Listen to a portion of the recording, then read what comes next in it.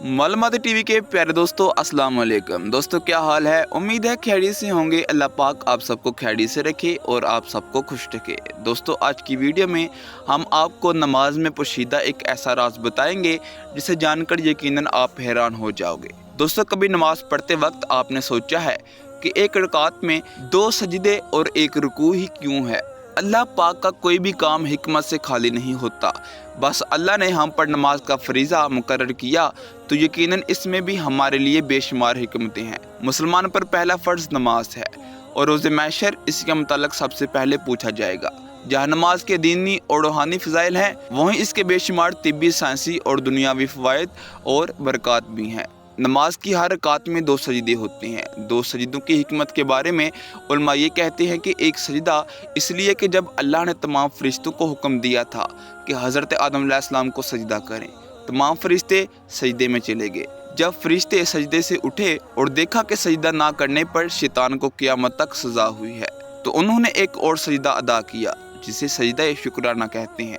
ये सजदा इसलिए किया कि हम अल्लाह के हुक्म की खिलाफ वर्जी करने वालों में से नहीं हैं। कई उलमा का ये भी मानना है कि अल्लाह ताला ने जब औलाद आदम से अहद लिया कि जिसका जिक्र अल्लाह ने इस आयत में किया है, और याद करो उस वक्त को जब कि हबीब आपके रब ने बनी आदम से, उनकी पुश्तों से, उनकी औलाद से अहद लिया।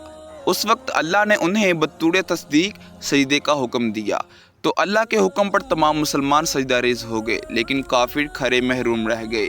जब मुसलमानों ने सजदे से सर उठाया और देखा कि कुफार ने सजदा नहीं किया, वो दोबारा अल्लाह ताला का शुक्र अदा करते हुए सजदा रेज़ हो गए कि अल्लाह ने उन्हें सजदे की तौफीक दी। लिहाजा नमाज में 2 सजदे फ़र्ज़ व लाज़िम हो गए और रुकू एक ही रहा। अब इस एक सजदे की इंसानी ज़िंदगी में क्या अहमियत है और इस बारे में साइंस क्या कहती है? जदीद साइंस की रोशनी में इंसान गोश्त, खून और हड्डियों से मरकब एक पुतला नहीं, बल्कि इसके खाकी वजूद के अंदर एक नूरी जौहर भी है। और हर इंसान के अंदर 3 जनरेटर काम करते हैं। इंसान जब नीयत बांधने के लिए दोनों हाथों को उठाकर कानों की जड़ों पर अंगूठे लगाता है, तो एक खास बरकी रो कान की जड़ में मौजूद बारीक रग को अपना कंडेंसर बना के दिमाग की तरफ जाती है और उन खुलियों को चार्ज करती है जिनको शाउर नज़रअंदाज कर रहा था। और जब ये कुलिये चार्ज होते हैं तो दिमाग में रोशनी का एक धमाका होता है और तमाम असाब इस धमाके से मुतासर होकर उस खास हिस्से की तरफ मुतवज्जा हो जाते हैं जिनमें रूहानी सलाहियतें मकवी हैं। दूसरी तरफ दिमाग से एक बरकी रो हाथों की तरफ मुंतकिल हो जाती है। जब दूसरे जनरेटर यानी नाव पर हाथ बांधते हैं तो हाथों में मौजूद कंडेंसर से नीचे जनरेटर में बिजली का ज़ख़ीरा हो जाता है और ज़ेरे नाव हाथ बांधने की वजह से जिनसी निज़ाम को ताकत मिलती है।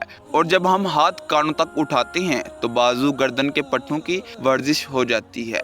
दिल के मरीज़ के लिए ऐसी वर्जिश बहुत मुफीद होती है जो कि नमाज पढ़ने से खुद ब खुद हो जाती है। और दोस्तों ये वर्जिश फालज के खतरात से महफूज रखती है। साइंसी तहकीक के मुताबिक नमाज में क़याम से दिल का भार हल्का हो जाता है क्योंकि वज़न दोनों पाँव पर मतवाजन पड़ता है और आंखें सजदागाह पर लगी रहने से दिल की यकसोई सहन हो जाती है। इंसान में क़ुव्वत मुदाफ़त और असाब में तवानाई पैदा होती है और रुकू से कमर दर्द की शिकायत दूर हो जाती है। रुकू की हालत में ऊपर के आधे जिस्म में झटके की वजह से ज़्यादा खून पंप होता है। इस वजह से दोबारा हालत क़याम में आ जाने से चेहरे और सर का दौरान खून जो हालत रुकू में भर गया होता है वो नॉर्मल हो जाता है, जिससे शरीयानों में लचक की ताकत बढ़ने से हाई ब्लड प्रेशर, फालज के इम्कानात कम हो जाते हैं। मेडिकल साइंस कहती है कि जब नमाजी सजदा करता है तो उसके दिमाग की शरीयानों की तरफ खून ज़्यादा हो जाता है। जिस्म की किसी भी पोजीशन में खून दिमाग की तरफ ज़्यादा नहीं जाता। सिर्फ सजदा की हालत में दिमाग, दिमागी अज़ा और सर के दीगर हिस्सों की तरफ खून मतवाजन हो जाता है, जिसकी वजह से दिमाग और निगाह तेज़ हो जाती है। दोनों सजदों के दरमियान बैठना घुटनों और पिंडलियों को मजबूत बनाता है। नमाज के एहतताम पर जब हम सलाम पेश करते हैं तो इस अमल से गर्दन के अज़ा को ताकत मिलती है और इंसान हशाश बशाश और तवाना रहता है। और इन बातों का फ़ायदा उस वक्त पहुंचता है जब हम नमाज पूरी तवज्जो, पूरे अदाब व सुन्नत के मुताबिक अदा करें और जल्दबाजी से काम ना लें। अब नमाज अदा करने में कितनी हिकमतें पोशीदा हैं तो इसका अंदाज़ा आपको हो चुका होगा, जिसके बारे में एक अमेरिकी डॉक्टर का भी बयान आया था जिसने कहा था कि मेरा दिल कर रहा है कि सारे मुल्क में नमाज को लागू कर दूं, क्योंकि जितनी स्टडी इस मामले पर मैंने की है तो मैं ये जान चुका हूँ कि इसके अंदर इतनी हिकमतें हैं कि कोई हद नहीं। अगर इंसान के जिस्म को मादी नजर से देखा जाए तो इंसान का दिल एक पंप की तरह होता है। इसका इनपुट भी है और आउटपुट भी। जब इंसान बैठा होता है या खड़ा होता है तो जिस्म के जो हिस्से नीचे होते हैं उनमें प्रेशर निस्बतन ज्यादा होता है। मसलन 3 मंजिला इमारत हो और नीचे पंप लगा हो, नीचे पानी ज्यादा होगा और दूसरी मंजिल पर भी कुछ पानी पहुंच जाएगा, जबकि तीसरी मंजिल पर तो बिल्कुल नहीं।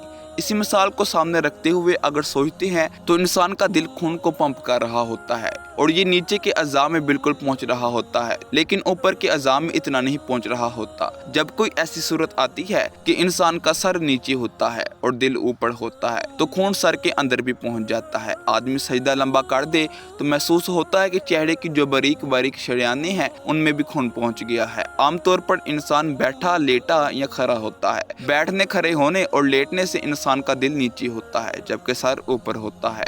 एक ही सूरत ऐसी है कि नमाज में जब इंसान सजदे में जाता है तो इसका दिल ऊपर होता है और चेहरा नीचे।